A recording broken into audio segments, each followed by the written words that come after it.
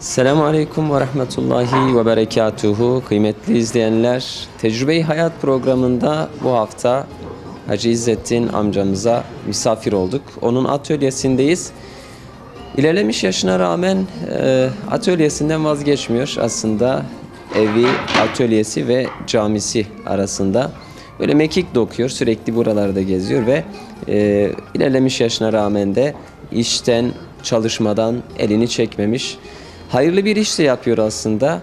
Yaptığı iş Kur'an-ı Kerim rahleleriyle uğraşmak. Bu atölyede çocukları mobilya üzerine çalışma yaparken o da kendine arka bölümde küçük bir bölümü var. Küçük bir atölyesi var diyelim ve burada Kur'an rahlesi yapıyor. Hayırlı bir hizmette bulunuyor aynı zamanda.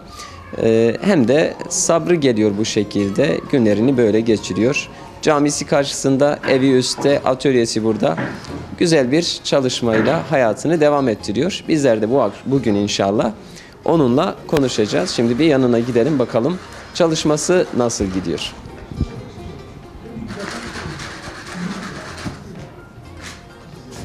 Selamun Aleyküm. Aleykümselam. Hocam, Hoş geldin. hoş bulduk. Kolay gelsin. Allah razı olsun. Allah kolay versin inşallah. Nasılsın? İyisin inşallah. Allah razı olsun. Nasıl Böyle. gidiyor? Vallahi uğraşıyorum. Uğraşıyorsun. Uğraşıyorum da.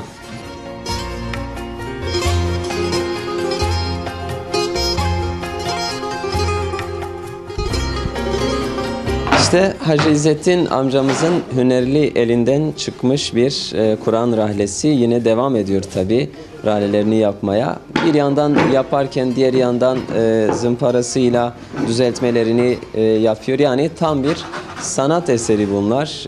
Estetiğine de hayli önem veriyor Hacı amcamız. Her yönüyle kusursuz olsun istiyor. Şimdi Hacı amca bu tamamlanmış bir rahle midir? Vallahi herhalde tamamlaştı. Bunun sondur. Evet, artık bu Evet, böyle. bunun sondur. Bunlar sondur. Peki bir Kur'an rahlesini ne kadar sürede yapıyorsun? Süre yani Ne kaç kadar saat? zamanda? Kaç Zaman saat? İnanın ki 15 tane çaldım, bir ay geçti belki. 15 saniye bir ayda Bir yapıyorsun. ay geçti, bir ay geçti. Yani akşama kadar ondan bazı gidiyorum, bazı geliyorum, bazı alıyorum. Yani 15 tane çıkarttım, sonra yani bir ay geçti ha. Evet. Evet. Yani sabrınız geliyor aslında Tabii burada ya, ne atölyede, oldu? değil mi? Başka bir şey oldu. Çocuklar dedi çalışmıyor dedim, çalışmazsan yani uğraşıyorum dedim yani ben para işinde gittim. Evet, evet. Allah'tan ya 15 tane çıkarttım. 5 tane geçti. 6 tane geçti, bir tane parası var. Diğerleri gitmiş, parası gelmiş. Gitmiştir. Yani başka mı uğraşmadır başka halde işte. Uğraşmak, evet. Çok güzel de yapıyorsunuz. Onların gerçekten. işi de karışmam zaten. Yani onlar kendini yapıyor, kendisini yapıyor, mobilya yapıyor, onlar yapıyor. Evet, evet. Ben de boş kalsam onlarla biraz uğraşıyorum, yine vaktimiz geçsin diye. Camiye gidiyorum, geliyorum oraya, eve gidiyorum. Çok iyi oluyor. Allah razı olsun. Allah razı olsun. Gerçekten çok güzel. Çok zahmettir bunlar. Bunlar hepsi el işidir yani. Bunlar yani yani yanlış olmaz yani. Buna çıkarmış çok zordur. Evet, evet. Makine işi yoktur. Bunu sadece eline çıkarırsın. Milim çıkarırsın. Bak burada çıkardım ya. Bak. Bunlar hepsi geri kapatacak. Evet, evet. Bir tane boşluk kaldı mı tane kırıyor. Hepsi beraber oturup destek oluyor. Beraber oturması lazım. Destek alalım, destek oluyor. Şimdi sizden sonra da herhalde bu sanatları devam ettirecek kimse kalmaz. Artık fabrikalar seri üretim. Ya bak şimdi bizim bak hepsi elemandır, hepsi mobilya yapıyorum, ne yapıyorum fakat Bunu yapmıyor. yapmıyorlar. Ben yani yapması için belki yapabiliriz yani fakat hiç Uğraşılmıyor. uğraşmıyor ha. Evet. Bir günlük bunu bir tane çıkarsa 5-10 lira 20 lira verse ne kazanır bunlar? Evet, evet. Bunları, Allah hayrınızı kabul etsin. Allah razı olsun. Allah sizin de hayırlı olsun. Teşekkür ederim. Allah razı olsun. O da bitti he? Bitti. Bunlar bitti. Bunlar bitti. Bu da bitti. Evet. Şimdi artık yeni bir tanesini yapmaya başlayacaksınız bakalım. Hayırlısı. Valla günler kısaltmıştır. Ben ben başlayacağım. Biraz böyle günler uzatırsa ben başlayacağım. Ben boş durmam. Boş durmaz. Gün kısadır ya. Saat 11'den geliyorum camiye gidiyorum. Gelin burada bir de oturuyorum. Bir misafir geliyor. İşte vakit yoktur ha. Evet. Atölyede istediğiniz gibi çalışıyorsunuz. Hepsi senindir. Yoksa senin bir bölümün var mı arkada? Yok benim ayrı bir şey. Hepsi Hepsi kullanıyorsun. tabii hepsi Malzemeleri kullanıyorsun. Malzeme getiriyor, tuzak kullanıyorum. Onlar yani ben burada yani benim de onlar çalışıyor, bizi idare ediyor. Evet. İzleyenler, programımıza devam ediyoruz. Tabii Hacı İzzettin Özakbaş amcamızla konuşuyoruz. Şimdi biraz hayat hikayesini anlatmasını isteyeceğiz. Geçmişte yaşadıkları olayları bizlere anlatmasını isteyeceğiz inşallah. Selamun Aleyküm. Aleyküm selam, hoş gelmişsin. Hoş bulduk. Allah razı olsun. Allah razı olsun. Buyurun. Hacı amca biraz hayatınızdan, böyle geçmişte çocukluğunuzdan, gençliğinizden bizlere bahseder misiniz? Buyurun. İnşallah hatırına gelene kadar ben size anlatırım. 7 yaşından yani 6 dedi mi 7 yaşından bu yani hepsi yani hatırlayabilirim. Maşallah. Evet aynı öyle. Yani çünkü 1932 doğumluyum. 32 doğumluyum. Evet. 32 bir köyden 5-10 ev vardır. Bir köydedir. Biz de köydedir yani. Arazimiz yok, bir şeyimiz yoktu. Biz köydedir. Hangi köydeydiniz? Doğumunuz? Doğumuz eski isim, şimdi yeni isim Konacık, eski ismi Meykun. Merkeze bağlıdır. Diyarbakır merkeze bağlı. Konacık köyü. Konacık koy, şimdiki Konacık. Eskiden Meykun diyordu. Orada doğdum. Ondan sonra işte arazimiz yok, bir şey yoktu. Biz köylüyüz. Arazi hepsi ağalarındır. Orada kaç sene kaldı bilmiyorum. Geldik o bir köye. O harabe köye geliyor. 10 evdir orada. Evet. Orada cami yok, imam yok. O köyde. Yeni köyünüzde. Yani köyde. Orada kaç yani 32'den 40'a kadar orada diyene kaldır. Orada kalırken orada imam yoktur, cami yoktur. Babam Allah razı olsun sizin de onu da Allah rahmet etsin inşallah. Öyle meraklıdır. Beni gönderiyor gene o köye. Orada o köy şendir orada 40 ev vardır. Orada imam vardır, hoca vardır. Bizi oraya gönderiyor dedi git orada elfa dersini alır. Eski köyünüze Kur'an-ı Kerim dersi için gidiyorsunuz. Oraya gitti Kur'an dersi 7 yaşındadır. Daha 8 yaşındadır. Gittik geldik. Elif ba falan yani hatırlamıyorum ezberlemedim. Orada gene bir daha okula gittik. Babam gene bir güzel. Eski köyünüze Gene geliyorsunuz. eski köyüne. Uzak mıydı birbirinden? 1 kilometre arasında var. 1 kilo 1,5 kilometre vardı. Fazla yoktur. Her sabah yaya gidip geliyordunuz. Her sabah yaba ben de işmiş arkadaş bana gidiyor ders alıyordu geliyordu. Evet.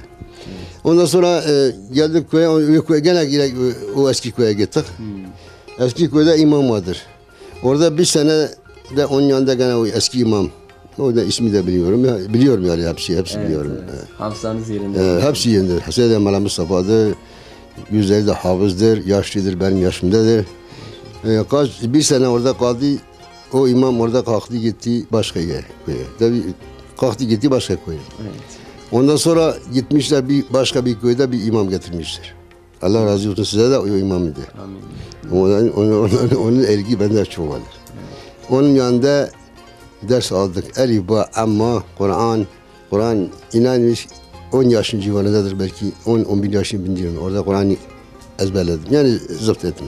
Evet, öğrendim. Ondan sonra orada çok 7-10 yaşında. Ondan sonra 1948'de bizim köylü vardır. O da benden daha büyüktür. Onların yanında o eski imamın yanında okumuşlar. Kur'an okumuşlar. Kitapta biraz okumuşlar.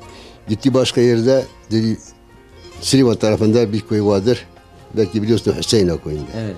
O gitti orada da bir sene orada sözde yani Kur'an okumuşum, Mevlid okumuşum, ayet okumuşum yani. Orada bir sene orada kaldık. Fakirlik yapıyorsunuz. Fakirlik yapıyoruz. Böyle 5-10-20 tane fakir vardı orada. Yaz geldi mi fakirler dağıtıyorlar. Belki biliyorsun. Evet. Biz geldik gene köye geldik. O zaman ne oldu? Yani benim yaşım tahminen göre 14-15 civarında, 16-15-14-15-16 civarında olmuş. Gene eve geldim. Gene tabii eve geldim. Evde geldim. O yazdır. Hasilat babaya yardım ettim. Zaten 2 kardeştir biz. Evet.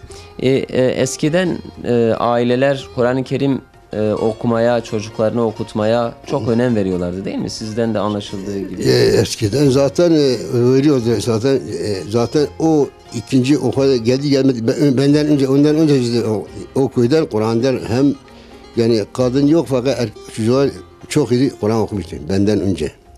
O bir eski imam vardır. Ondan sonra bu hoca geldi. Bunlar çocuklar kız çocukları abu da. Evet. Bu adı o da onun kızıdır. Teyze. Teyze o imamın kızı. İmamın kızı. İmamın kızıdır. O çok dersi vermişim ona. Allah Teala'nın kaderi. Allah kaderi Allah kaderi. Devam ettik. Sonra babam yalnızdı. Babam yaşlıdır. Bir kardeşim vardır. Ben de küçüktür. Hayvancılık, çiftçilik, koyun aldık, şu bu biraz işimiz pek iyi geçti yani. Evet. Ondan sonra yani tabiri caizse yani biz kardeşiz. Babam yani kimse yoktu evde. Kızlar da vermiş kısmete gitmişler. Evet. Baba bizi evlendirdi. Yani bizi bağladı sık ses. Evet. Bağladı. Bağladıktan sonra devam hayvancılık, çiftçilik. Orada kalktı başka köye geldik. Yani işte geçen dedim yani. Evet. Orada başka köye geldim. Orada da 5-10 sene 5-10 sene kaldık ama askerden geldim 58'den 60'da askerde geldim. Ondan sonra 58'den askere geldim. 61'de o da kalktı. 62'den o da kalktım başka köye gittim. Yani bizim orada deşte hepsi öyledir.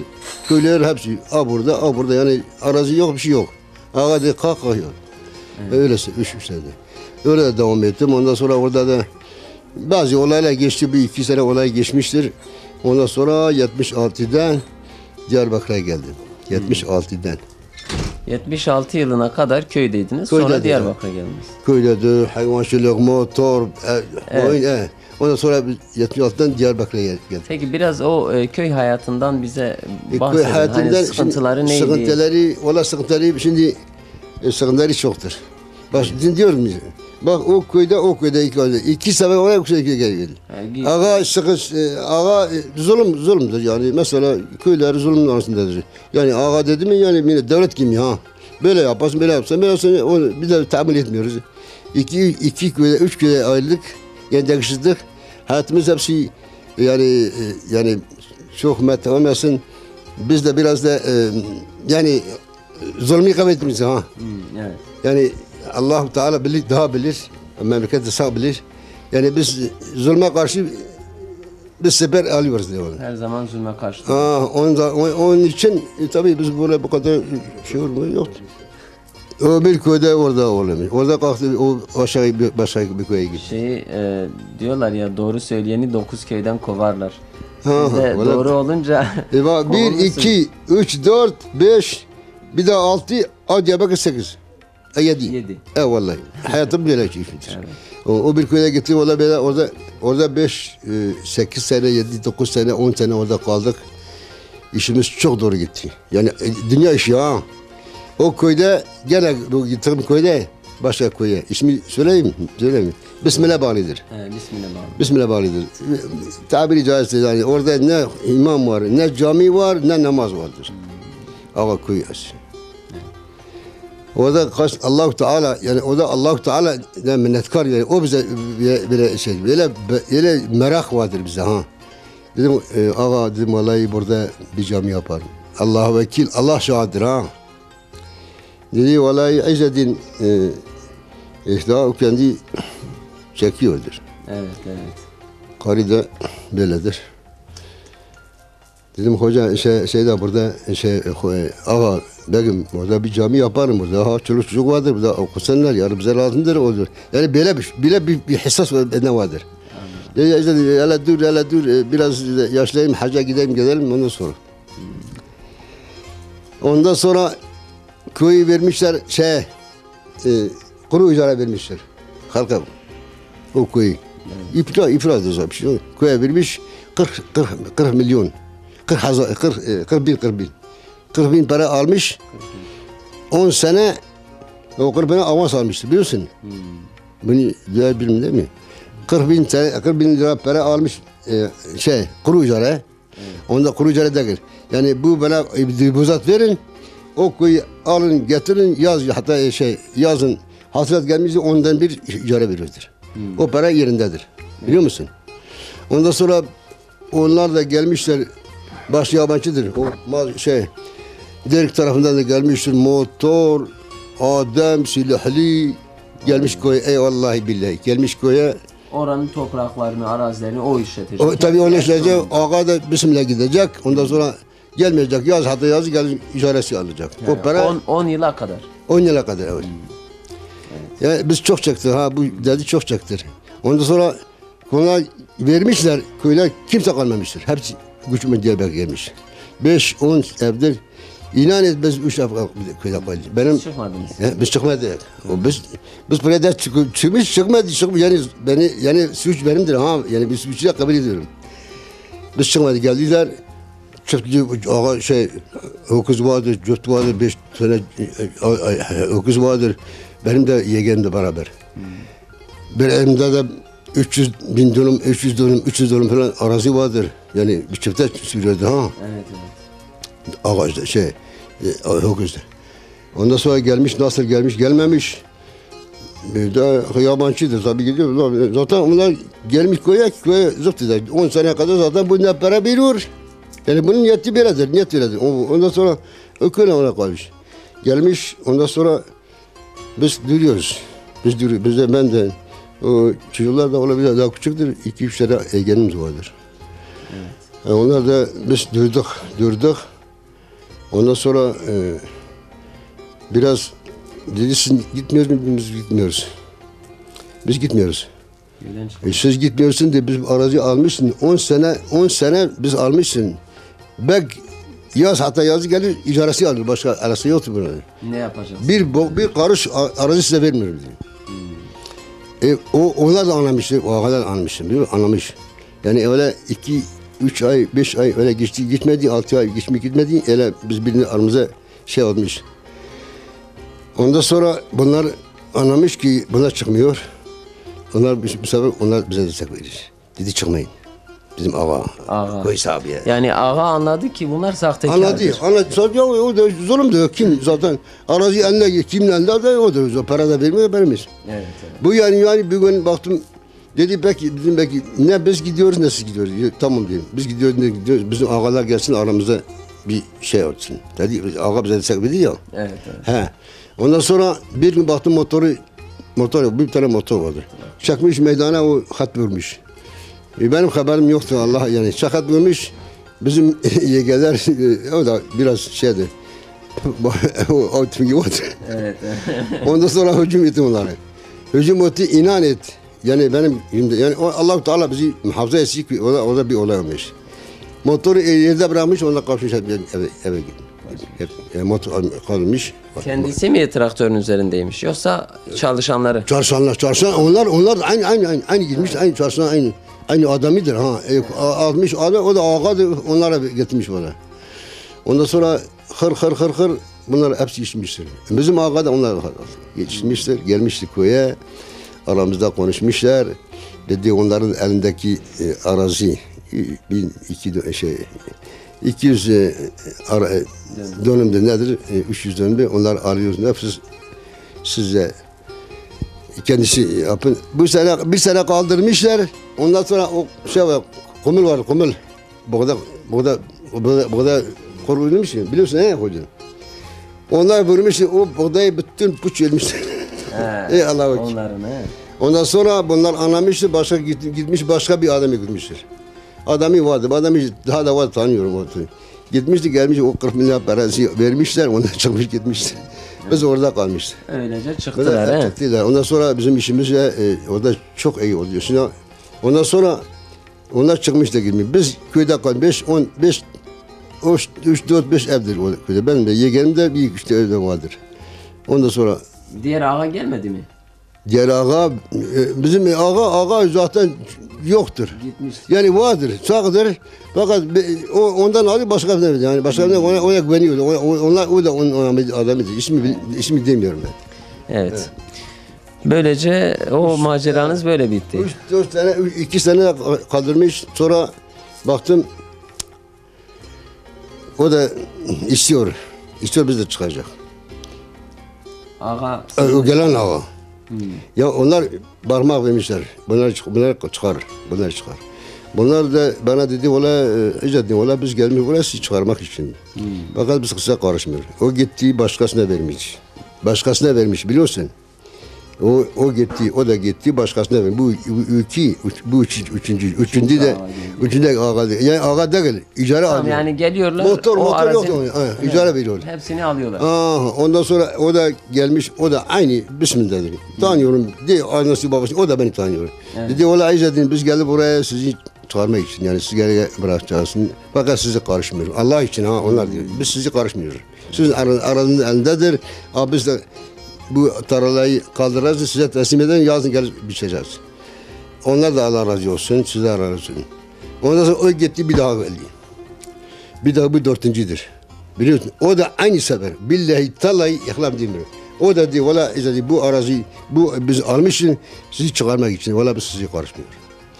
2 sene 3 sene onda geçti. Ondan sonra 5. geldi. 5. ismi bilmiyorum. Ben anası babası koklit hepsi bilmiyorum kimi arsadır onu. Geldi baktım o ilk günde geldi köyün etrafında vurdu. Dedim gittim. Had çekti.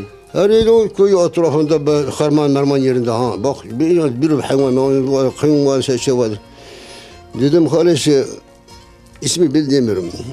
Tanıyorum babası tanıyorum İsmi lazım. Dedim kardeşim kardeş bak herkes gelmiş 5 kişi gelmiş buraya gitmişler. Bunlar benim işimdir.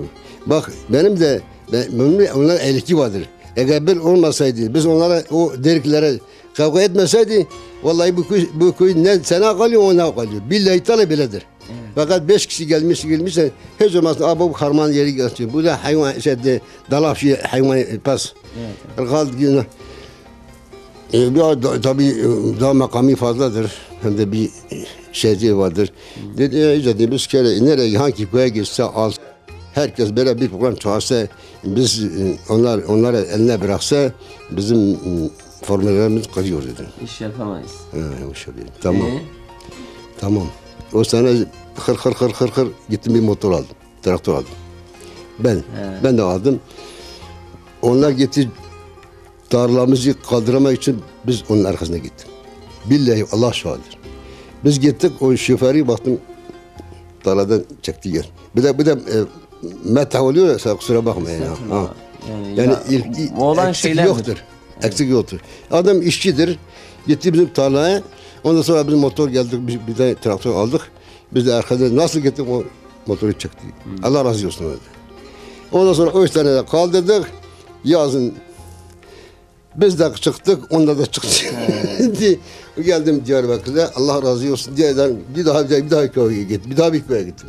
Bir sene orada kaldım. Orada da bize böyle olaymış. Yazın Şubat ayıydı, billahi bu kadar kar yağıyor. Köyden bir olay olmuştur. Bizim tarafında, bizim yengem tarafında. Evet. Yani ufak bir tarlaydı. Dedi çıkın dedi. Dedim çıkın burada. Her halükarda o kışın ben geldim Diyarbakır'a. Hayat köylü ya halkın koydu burada ya onlar öyle koydu. Onlar araziydi. Siz burada ne yapıyorsunuz? Onları öldürse sizi kalırsınız, siz de onlarla kalırsınız. Onlar size onu sizden kalacaksınız. Kalktım Diyarbakır'da bir ay bir ev boş yoktur. Gittim bir köye. Allah razı olsun ona da. Dedim bana bir ay bize müsaade mi? Dedi ya Mart'tan evler boşaltıyor ya. Evet. Bir ay orada kaldım o hayvan, sethab, gaz, gamiş, davar, evet seni evli mefruh ama bir köyden sonra Diyarbakır'a geldim 76'dan. Evi de burada. Evet. Yani eskiden insanlar güçlü olanlar zayıf olanlara ne kadar zulmediyormuş. Şimdi hakkını helal benim gördüğüme göre zulüm her zaman zulüm. O dün vardı bugün yoktur. Evet mutlaka. Aynı vardır. Şimdi bugün bak o köylerden bu Diyarbakır, Silivan Hazreti tarafından o vardır bu sene kadar. Ben yaşadım bütün ağaların elindedir. Evet. Sen de belki biliyorsun babana yanışmışsın. Süleyman bütün Mala Azizoğlu Mala Yumru'ya gider ya onlar da gidiyor. Evet. Bir gün bir arazi var onlarda. Bir karış arazi kalmıştı onlarda. Ağalarda. Aynen. Ağalar gitti. Hiç kimse kalmadı. Hepsi köylerde yaşamıştı. Zulüm payidar olmaz. Değil. Evet. Zulüm devam. de küfrün düğümü vardır, zulmün düğümü yoktur. Devamı küfrü heye, devamı zulmetine. Meşhur edilmiş. Küfür küfre. Zulüm zaten tarihçi yani fıkhi yani. Tarihçi diyor ki küfür zulmün babasıdır. Evet. Anladın mı? Bak küfür zulmün babasıdır. Küfür zulmün babasıdır. Çünkü baba ona teşvik ediyor değil mi? Demek küfür de zulme teşvik ediyor. Böyle yap, böyle yap. Yani zulüm iş küfürden geliyor. Evet. Kim yaparsa yapsın. Zulüm iş küfürden geliyor. Zulümattır. Yani zulüm diyor ki birisi öldürsün. Zulüm kendi kendine zulmediyor. Kendi nefsine ben ayet değil mi? Kendi şahsına kendi zulmediyor. Yani kendi ateşe müstahak ediyor. Ondan sonra Diyarbakır'a geldik 66'dan. Allah razı olsun. 12 nüfustur. 10 tane çocuk, ben de hanıma 12'dir. Hani kere. Elimde bir şey yoktur. Evet. Ne yaparım? Bu yani, şu yani, bu yani, şu yani. Sonra eskiden ben de köyde marangozdu biliyorsun. Evet. Alet malet yaparız mı? Sapanlar. Tek bilirsin onu. Bu yani şu an birisi buldum. Yani bir şey, kim bir avada diye bana falan kes. Diye gel ortağı yap. Sonra da ben makine hayatta kurmuşum. Ondan sonra bir makine aldım. Para vardı. Ben aldım. O geldi kurmuştu. 5-6 ay onu beraber ortağı. Ondan sonra onda da ayrılmıştım. Geldim buraya var. 36 senedir bu çevredeyim ben. Burada ayrılmış. Burada yani iki. Atölyeniz Atölye böyle yani. Ondan taşın. sonra o da gitti. Biz atölye aldık, makine aldık, hizar aldık, karnılık aldık. Cüzdanı da yetişmiş daha. Evet. Ondan sonra başlamıştır. İnan ki yani bizim servetimiz, hayatımız demek ekmeğimiz bundadır başka. Bugüne kadar bundan geçiyor. Henüz geçiyor. Allah'a çok şükür. Komşular nasıl birbirlerine sahip çıkmaları? Komşular evvela bizim köylere kalbimizde değildi. O kurmacıydı. O kurma verirse rızine. Anlıyorsun? Kürtler o çürük ipler vardır. Evet. Birbirine tutmuyorlar. Zaten tutsaydı bu hal gelmezdi bugüne. Köyler bazı vardı iyiydi, bazı köyde 5 kişi, 10 kişi, 20 kişi, 30 kişi, 40 kişi köyde vardır. Baktım bir tarafı ağa yansışıyor. Hele yak çekiyor. Güçlüye Tabii onlar meydan. Ondan sonra bir tarafı da afına kes, belediye falan kes, da sen çık. Ne yaparım? Ne çıkmasın? Biraz vardır, kıymet vardır. Biraz bazıları var, hepsi de gelir. Bazıları da Allah için yani iş görüyoruz fakat çok fakirdir. Çok köyleri fakirdir. Ağa da aynı zamanda yani ağa da güçlü ağalar da zengin yoktur. Yani o kadar arazi vardır yazın icaresi alıyor. Yoksa sonra motor çıkmıştır onlar daha gitmiştir daha işleri iyi geçmiştir. Evet. O Allah'a şükür. Kaç yaşındaydınız Hacı amca? Ben şimdi 32 doğumluyum. Ana doğumlu ha. Evet. Nüfus doğumu 35'tir. Fakat ana doğumunda anam 32 doğumluyum. 80'e geçtim. 180 geçti herhalde. Maşallah. Eğer 6 ay önce, 6 ay sonra ben diyorum yani illa 32 doğumluyum ben. Evet. Belki evet. Peki bu 80 yaş ömürden ne anladınız? Valla anladığıma göre zaten bunu da bir şey yani 80'lerde benim kendimizi topladığımız bir dinimizi tanıdığımız yani haşa ben demiyorum belki insan diyecek belki eskiden bunlar yani Müslümandadır. Yani burada 80 civarında 81-85 civarından Allah razı olsun bazı insanların sayesinde Allah razı olsun Allah'ın sayesinde onların sayesinde biz daha bugün de biz kendimizi tanıdık. Allah'ımızı tanıdık. Yani bu camiayı tanıdıktan sonra kendimizi tanıdık diyorsunuz. Ben diyorum sana bak şimdi gene mehta olmasın. Billahi tallahi 7 yaşından 8 yaşından sonra yani din adamı neredeyse babam ele sarıyor ben de öyledir. Din adamı nerede şeyh nerededir alim nerededir biz onlara bağlıdır. Evet. Biliyor musun? Fakat maalesef Yani demiyor. Allah razı olsun onlardan. Gene fakat 85, 82, 87 civarında. 80'de de içtim fakat 85'ten daha tam bu camiaya tanıdım. Allah razı olsun onlara da. Amin. Allah rahmet etsin o gidenler bizim sebeple oldu. Komşudur beraber. 5-10 tane komşudur. Tanıyorsun ben seni Mala Yakup. Tanıyorsun değil mi? Tanıdın girdin mi? Mala Yakup girdin. Mala Yakup. Evet. Adnan'ın babası. Ha beraber konuştuk. 10 sene beraber konuştuk. Allah'ın sayesinde, onun sayesinde. Allah rahmet eylesin onlara. Amin. Amin her zaman. Peki ömür çabuk mu geçti yoksa artık yorulduk, çok fazla yaşadık mı diyorsunuz? Ya ömür esbih meselemidir. Biz bina insan sayesinde her belki bir kılgel aslında geçti. O yüzden yani ömür geçiyor ömür. Bak bu sene bu yeni sene bugün sene yeni sene değil. Bak keyif ediyor. Halbuki fıkhiye göre senin ömründe bir yaprak düştü. Değil mi? Ölüme doğru gidiyorsun. Bunu kimse kalkmıyor. Bak benim 80 yaşındayım, 80 yaşındayım daha. Şimdi bu işte keyif ediyor, içki yiyor, ne yapıyor, onlar ne yapıyor, yeni yapıyor daha, yani yeni geldi sana ne, yeni geldi senin ömrü bir gitti, bir tane gitti ha. Değil mi? Bir yaşında çocuk, ona ömrü bir tane kısıtlı, değil mi? Evet. Ondan sonra geçiyordu, valla biz hayat görmemiştik, biz hayat görmemiştik. Saadet dert. Yani sana dedim gene kelimetulmasını 1, 2, 3, 4, 3 sefer değiştirdim. Sağda zulme karşı biz iki kardeşiz, kimsemiz yoktur, bir aşiretimiz yoktur, bir şey yoktur. Yani biz müdafaa ediyoruz, elimizi bırakıyoruz. Onun için bizim yerimiz yoktur. O bugün de Allah razı olsun onlarda yani dedim 85, valla 85 diyorum ben. Biz tanıştık. Ondan sonra Allah yerinde cennet olsun inşallah. Amin. O Allah-u Teala o bu camiayı da yani eksik etmesin. O etmeyeceksin. Ben imanım öyledir. Etmeyeceksin. Gittikçe parlayacaksın. Zaten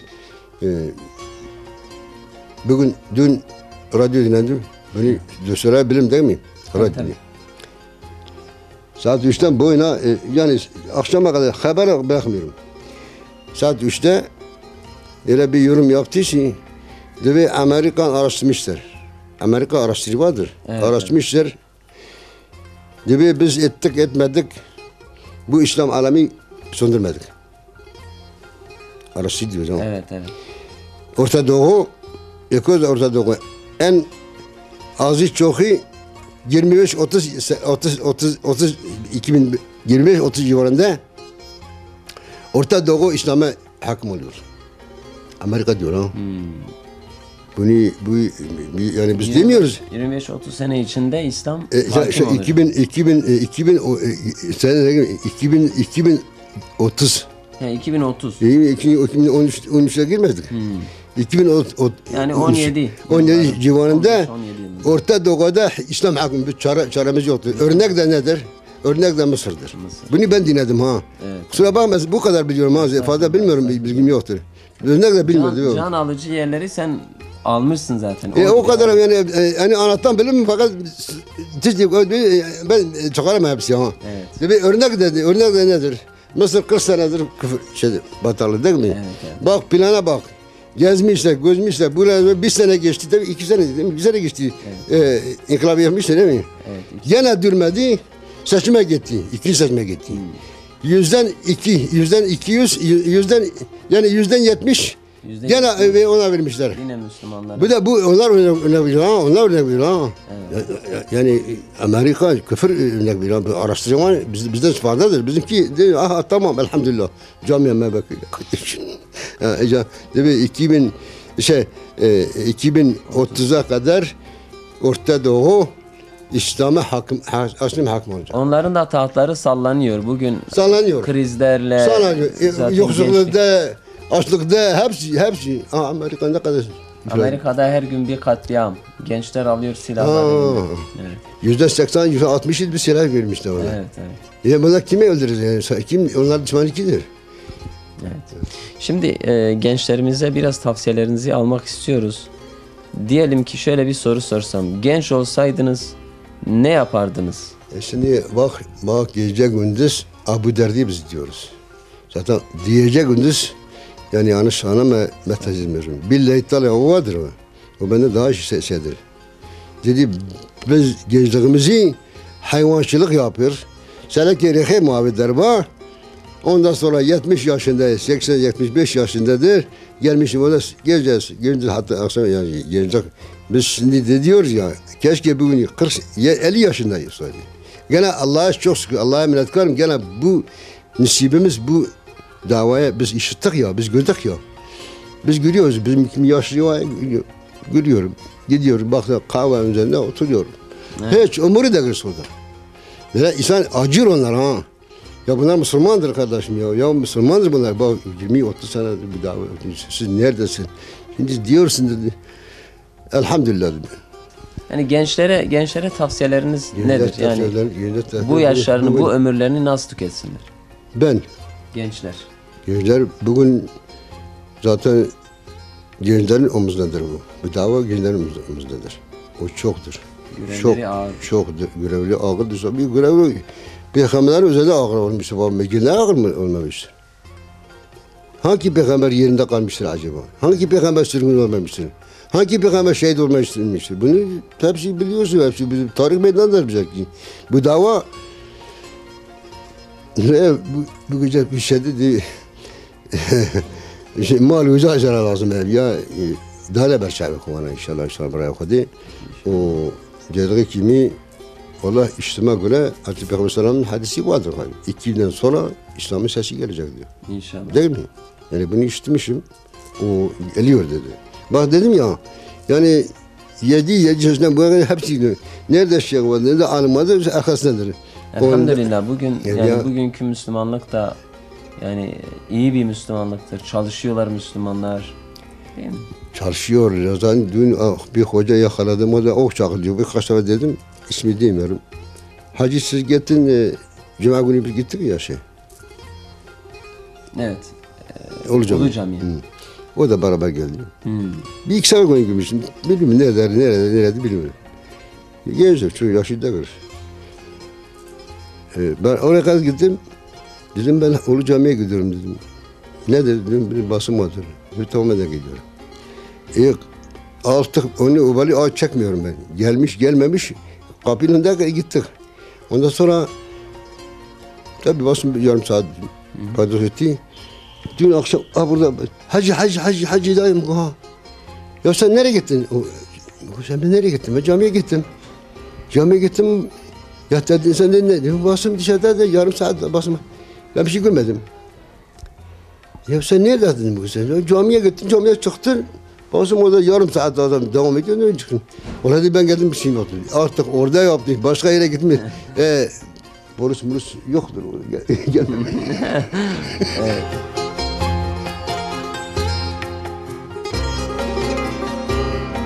Allah razı olsun. Allah razı olsun. Hakkını helal et. Valla eksikimiz vardı fakat bu kadar Estağfurullah. beceriyoruz. Rahatsız ettik belki yakın Yok arası nerededir?